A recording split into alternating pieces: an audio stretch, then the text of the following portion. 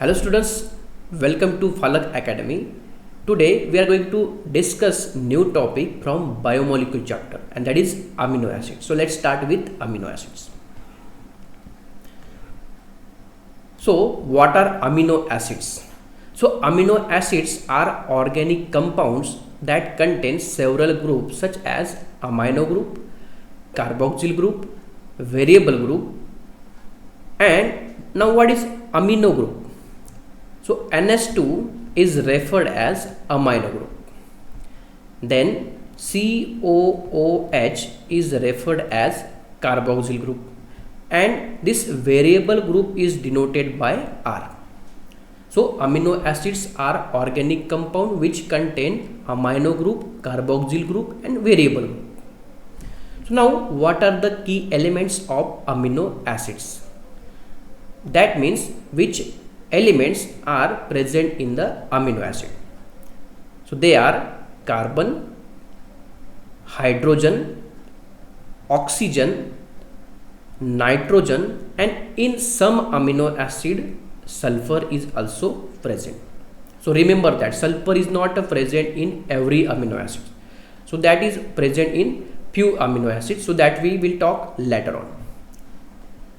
So now we can classify amino acids on the basis of which amino acid can make the protein and which amino acid cannot make the protein.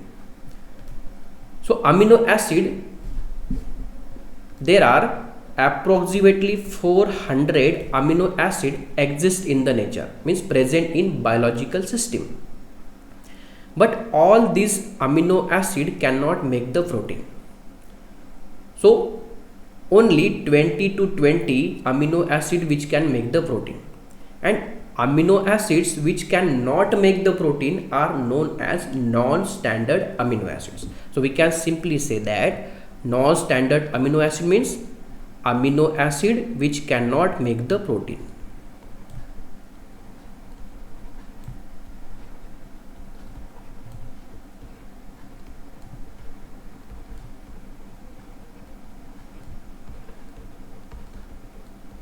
So amino acid which cannot make proteins are known as non-standard amino acids.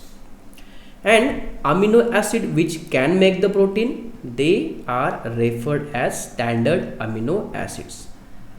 Amino acids which can make protein.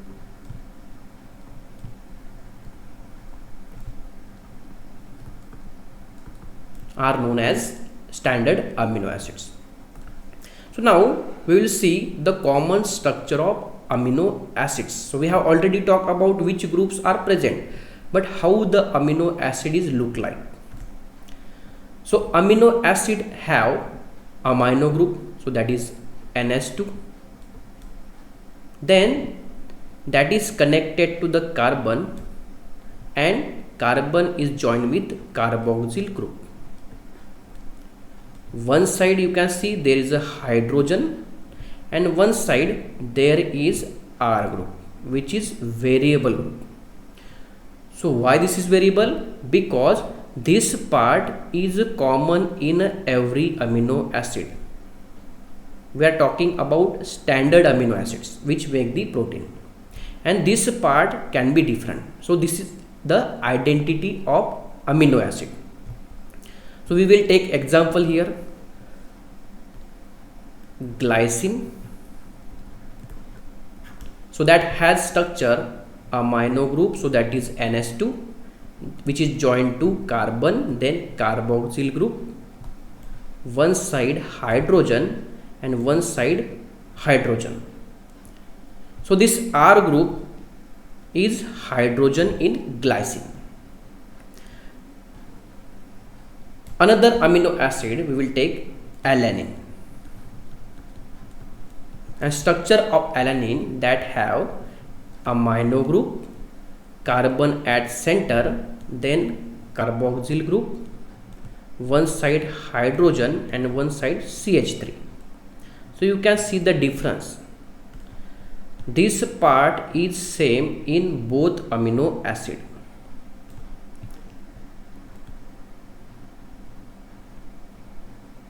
and only here you can see hydrogen is present and here CH3 is present.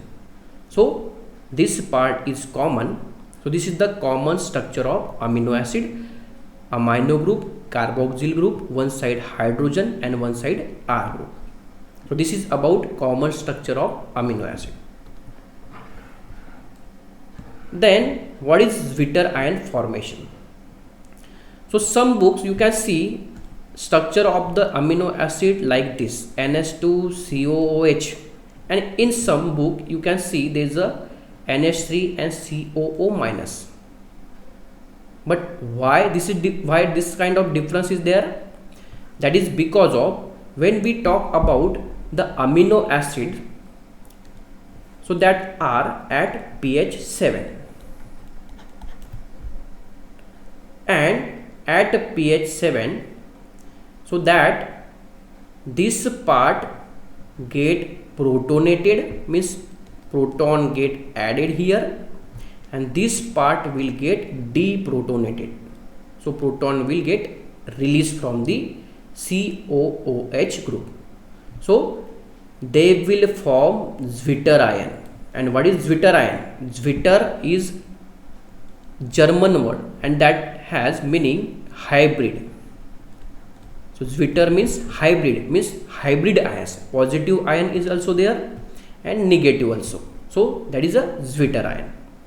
So when amino acid we place in different pH, so according to that they get protonated or deprotonated, and there will be the formation of positive charge and negative charge, and because of that such a condition is considered as Zwitter ion formation. So Zwitter ion means hybrid charges, positive as well as negative charge. Then how this amino acid will make the protein? So amino acid are monomers of protein. Amino acids are monomers of the protein.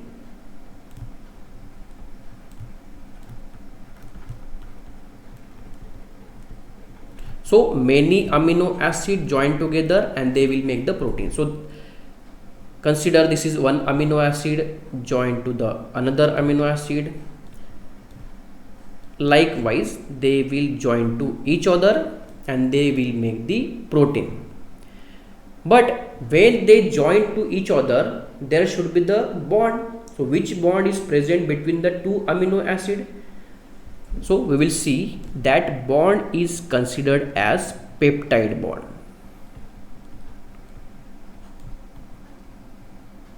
So bond between two amino acid, that is a peptide bond.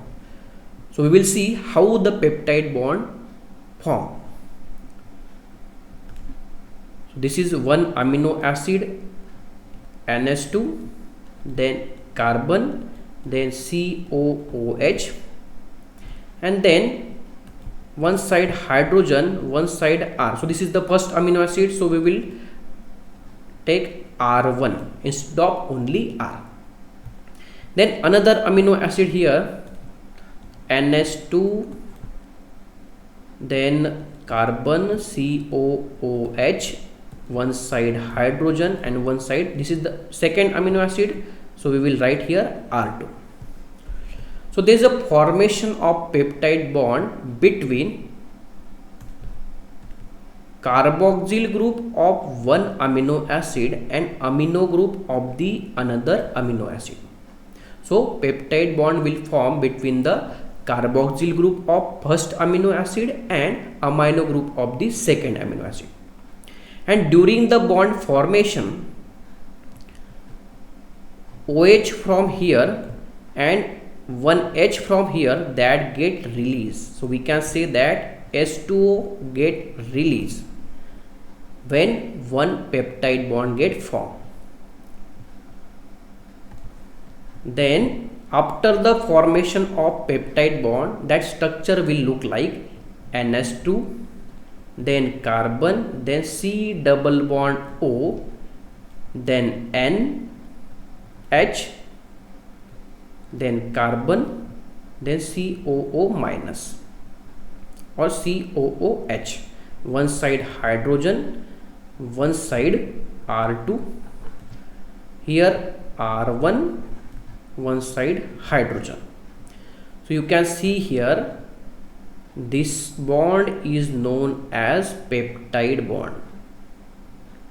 The bond which form between carboxyl group of first amino acid and amino group of the second amino acid. So this bond is known as peptide bond.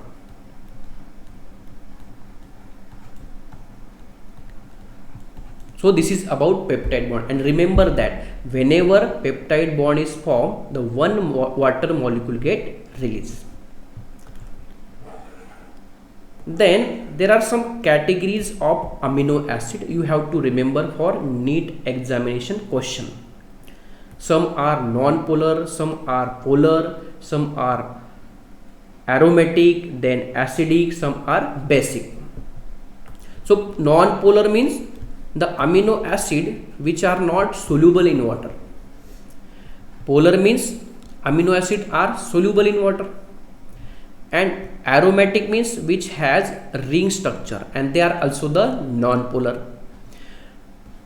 Then acidic amino acid means they will have one more acidic group in their R group, and basic amino acid means they will have one more basic group in their R group.